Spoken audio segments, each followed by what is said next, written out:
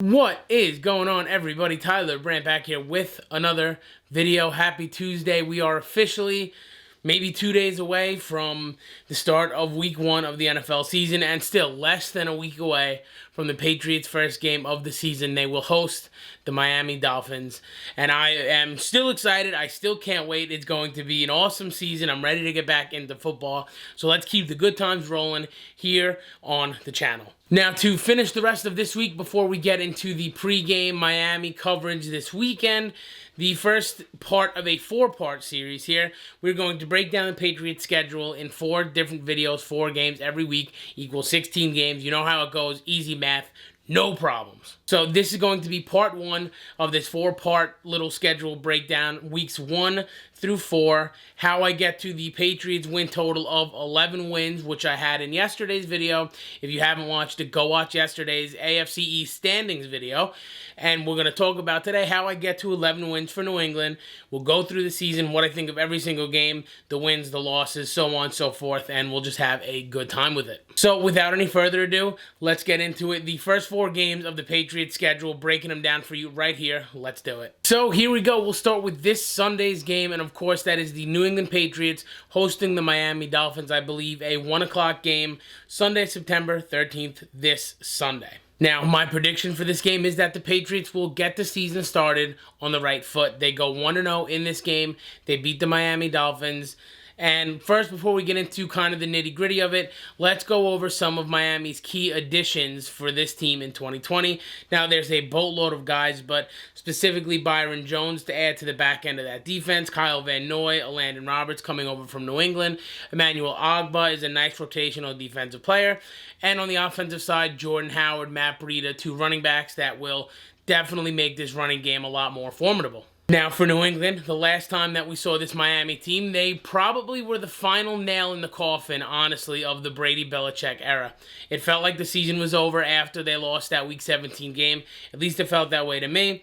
So I think this is going to be a revenge game of sorts for New England. There's still a lot of guys, although a lot of guys left, there's still a lot of guys last year that remember that Week 17 defeat to Ryan Fitzpatrick in their building, filled with fans last season again in 2019. So in this iteration of the Patriots and Dolphins, Ryan Fitzpatrick will start week 1. Now, he did beat New England the last time he saw them, but he is 3-10 in his career versus New England. And if you look statistically, year 2 for Fitzpatrick in places doesn't necessarily go as well as year 1, hence why he's been such a journeyman in his NFL career. Now, beyond that, New England has won their last 5 opening day games. They always come out strong, and Bill Belichick having the extra couple of days to prepare for Miami, I think will only strengthen the game plan and their opportunity to beat a very new, lot of moving pieces Miami defense. One thing to watch for in this game, though, the last time they played in Week 17 of last season, Gilly was absolutely torched. There's no other way to put it. Stephen Gilmore on Devontae Parker. Parker had 8 catches for 137 yards. So, again, it's a lot of revenge. It's a lot of a statement game for these New England players. I think they're going to take it personally, and I think they're going to just flat out beat Miami. I don't think it'll be a pretty game on either side. I don't think Fitzpatrick will do enough to beat New England, and I think that Cam and the offense will do just enough to beat Miami. On to week 2 we go. So, New England beats Miami in week 1. Things get started nice, on a nice groove. Now they go across the entire country up to the northwest, and they go to play the Seattle Seahawks. Now, this, as of right now, and it should continue to be, a Sunday Night Football game on Sunday, September 20th, 2020. Which, again, under the bright lights, on the road, even though there's probably going to be no fans in Seattle, still on the road, under the lights, against a good team, it's just a little dicey. So, as you could tell, if you haven't been able to tell already, I think they're going to lose this game. I think they're going to start the season 1-1. Now, let's go over some of Seattle's key additions. They added Jamal Adams in the trade with the Jets. They also added former Patriots wide receiver Philip Dorsett. And, of course, tight end, former Carolina Panther Greg Olsen. Now, beyond that, they also lost Jadeveon Clowney for what it's worth. That is some sort of a loss to the defensive line, absolutely. Now, this game is going to be close because Seattle knows how to beat New England. Now, Russ is 2-1 in his career versus New England. His only loss, of course, in the Super Bowl to the New England Patriots. And Cam Newton, New Patriots starting quarterback, is 1-5 versus Seattle in his career. So they've been very good against Cam. Granted, this is the worst defense that Seattle has had in the last few years, at least personnel-wise. I mean, outside of Bobby Wagner and Jamal Adams, they're, lackluster at a lot of different spots. They're not excellent at any one thing defensively. But with that being said, the one huge elephant in the room when you're looking at Seattle is they have a superstar top 2 quarterback in the NFL in Russell Wilson. Honestly, when I look at this Seattle team and this New England team, I don't think the talent gap is very big. I do think New England has a better secondary. I do think that New England probably has an equal, maybe a little bit better defensive line as a whole unit. So I do think that it's a lot closer than people think on paper. However, with that being said, Russ is a huge, huge talent gap. He is what makes that talent gap large for the Seattle Seahawks. And Russ is the kind of guy where you have to play a perfect game, and I don't know in week 2 on the road across the country if New England can play a perfect game to beat a quarterback like Russell Wilson, and I don't think they can, so I think they will lose to the Seattle Seahawks. Week 3, the New England Patriots come back home to Gillette, and they host the Las Vegas Raiders.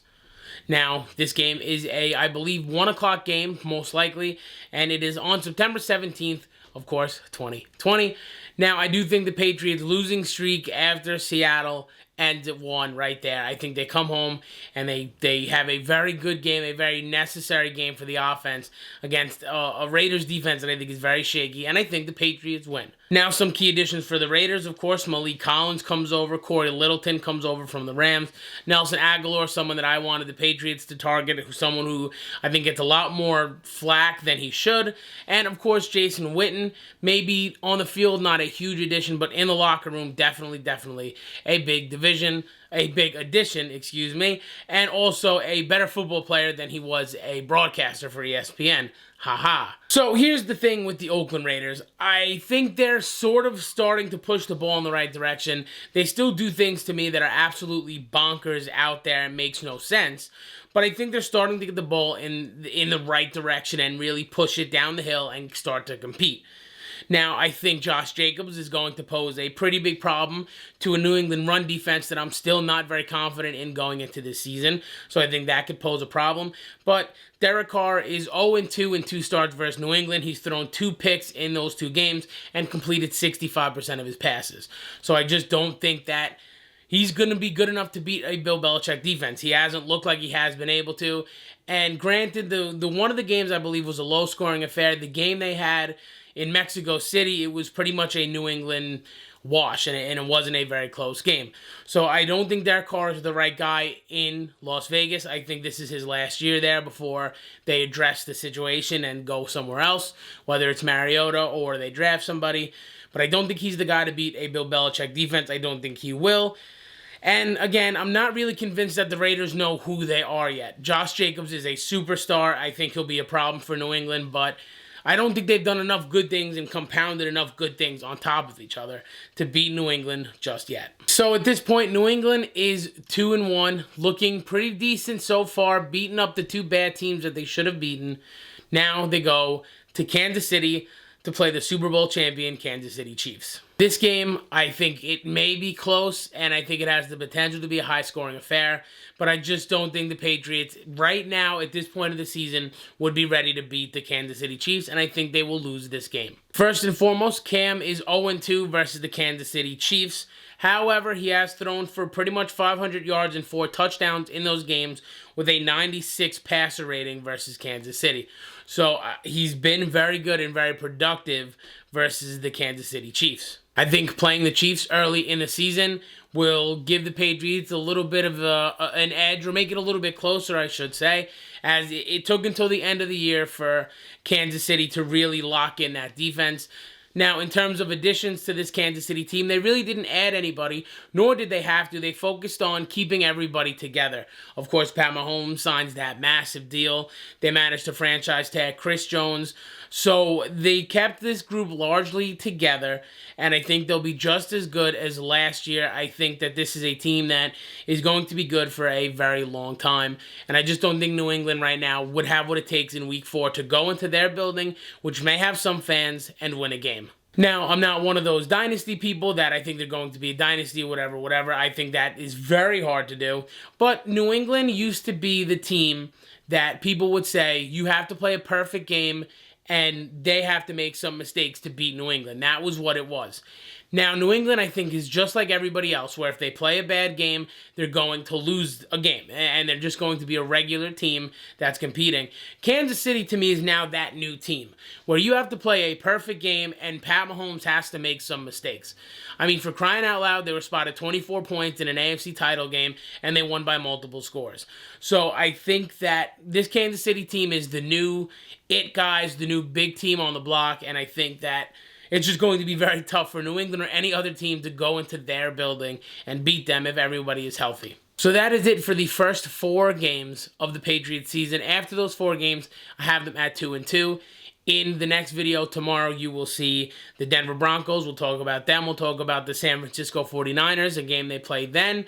They also have their bye week in between those 2 games, and then they play 2 divisional games at Buffalo and versus the New York Jets. So it's going to be, hopefully, a little bit of an easier stretch for New England. Some maybe stockpile some wins, get on a little bit of a winning streak there.